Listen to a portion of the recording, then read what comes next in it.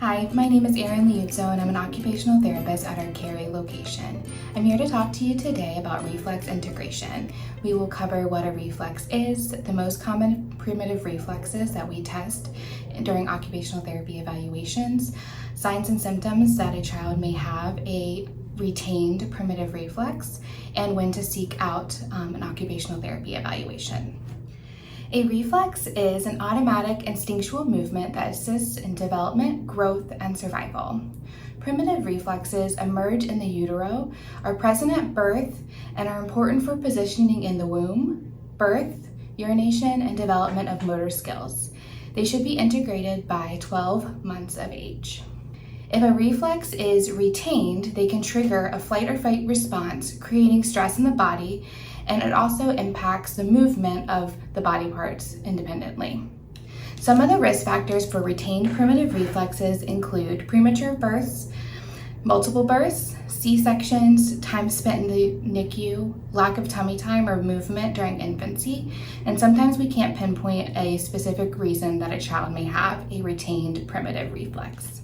The first reflex we will talk about today is the moro reflex. It's often known as the startle reflex. When an infant becomes startled by a loud noise, bright light, or sudden touch, their arms will thrust outward and then they will curl in to embrace themselves. This reflex should be integrated between 2 to 4 months. Some of the signs that a child may have a retained moro reflex include car sickness, poor balance and coordination, poor stamina, sensitivities to light, sound, dislike of change, anxiety or nervousness, and mood swings. The next reflex is the tonic labyrinth reflex, or the TLR. It prepares the baby for rolling over, crawling, standing, and walking. It should be integrated between 2 months and 2 years of age.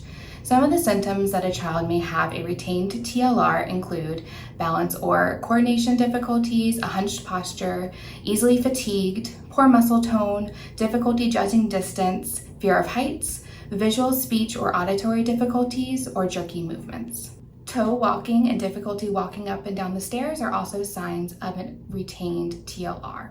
Our next reflex is the asymmetrical tonic neck reflex, or the ATNR. It's often referred to as the fencer position. When a baby is laying on its back and their head turns to one side, the arm and leg on the side they are looking toward will straighten, and the leg and arm on the other side will bend. This helps prepare the baby for rolling. It also helps with development of one-sided movements, hand dominance, muscle tone, vestibular processing, and helping with the birth process through the birth canal.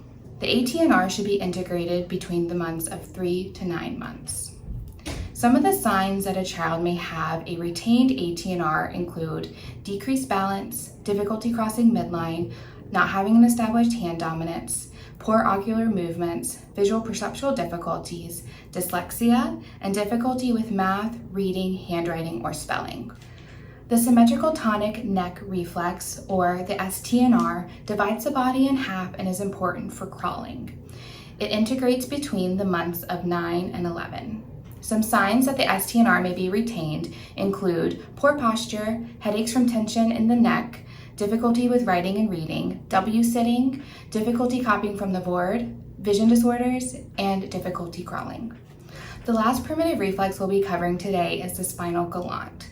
This is when you stroke the side of the spine and it flexes toward the stimulated side. It helps with the ATNR with going through the birth canal, and it also helps develop balance and coordination for crawling and creeping. It is also important for the development of the vestibular and proprioceptive systems. It helps prepare a baby for standing and walking. It integrates between 3 to 9 months.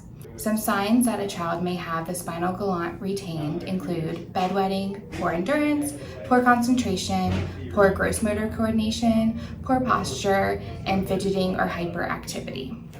If it is suspected that a child has retained reflexes, there are some specific reflex integration exercises we can do based on the retained reflex. These are specific movements that give the brain a second chance. They should be practiced daily for 5 to 10 minutes.